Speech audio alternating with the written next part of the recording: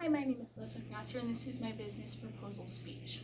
Imagine that you had just gotten done helping a neighbor with a project in their yard. You really didn't do much.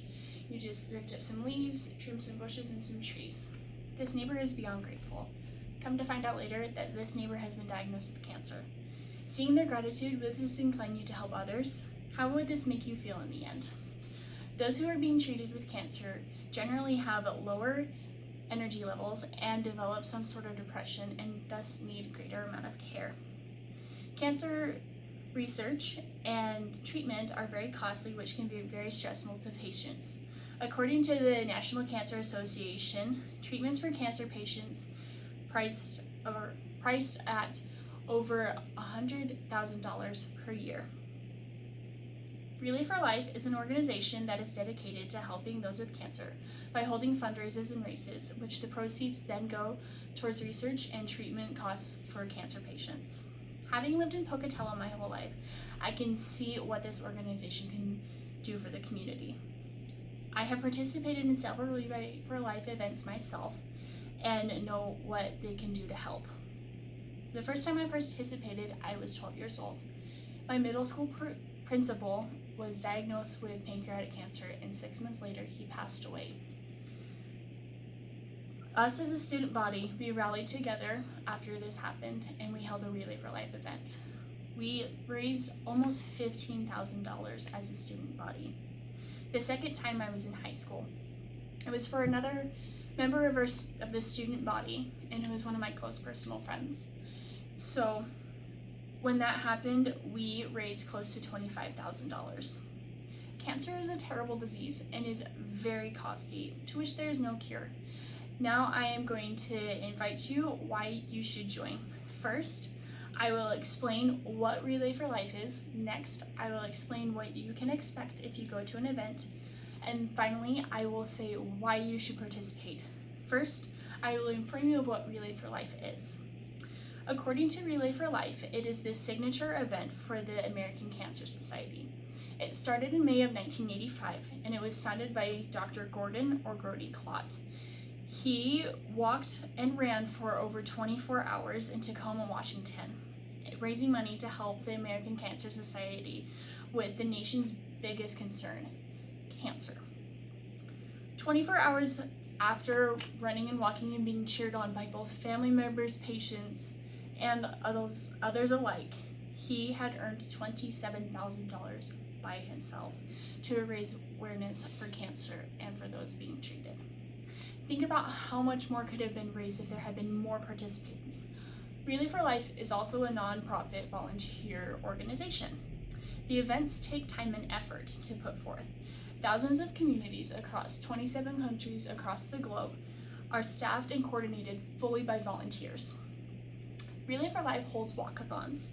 A walkathon is where participants either walk or run in a designated area, usually a track.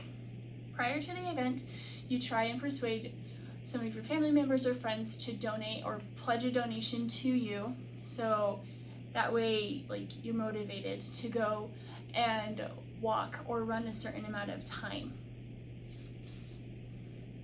So next, I'm going to give you a brief summary of what you can expect. So I have a printout of the list of events I got from relayforlife.com. Okay, so first they have the welcoming ceremony. Everybody is gathered in the same area and everybody is wearing purple to show our unity. Next, we have what is known as the Survivor Lab. This is to commemorate the survivors, those who have fought and won their battle against cancer. This was really exciting and humbling for me, seeing those who had fought so hard and had beaten cancer.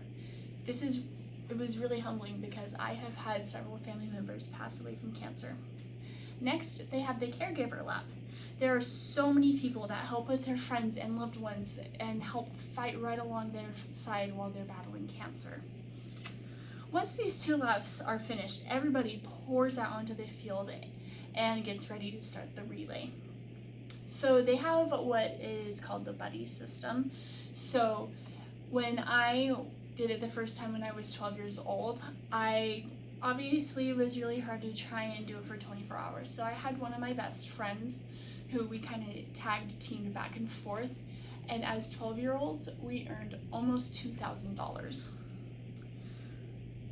If running or walking or any like physical activity is not something that you're really particularly interested in or not something that you can do, there are so many other activities that are there. They have booths, games, and all sorts of fun going on.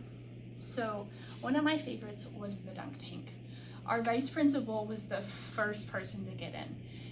So many people came just for that. So there was the vice principal. We had quite a few different teachers who had volunteered. Even if you don't want to run or walk, why wouldn't you want to see somebody get dunked in the dunk tank? I think it's funny. Next is the darkness ceremony. So this happens when the sun goes down and it's harder to see outside. So family members who have lost someone to cancer then would decorate a small paper lantern, and it helps light the way for the participants who are walking or running around the field. This was really cool for me because I got to do a paper lantern because like I said before, I have had several family members pass away from cancer. Next is the closing ceremony. We come back together and we're unified again, just congratulating everybody, saying how great their accomplishments were. Next, I'm going to tell you why you should sign up. So my audience survey, I found that we were pretty neutral towards this. We all are pretty into physical activity, and we were favorable to walking a 5K rather than hostile. Half of us know someone who has been diagnosed with a terminal disease. This really hits home for me because I had my grandmother pass away 2 years ago when I was 18, and she died of breast cancer. Unfortunately, not very many of us volunteer. Cancer is common, whether it's lung, pancreas, breast cancer, we see it all throughout our society.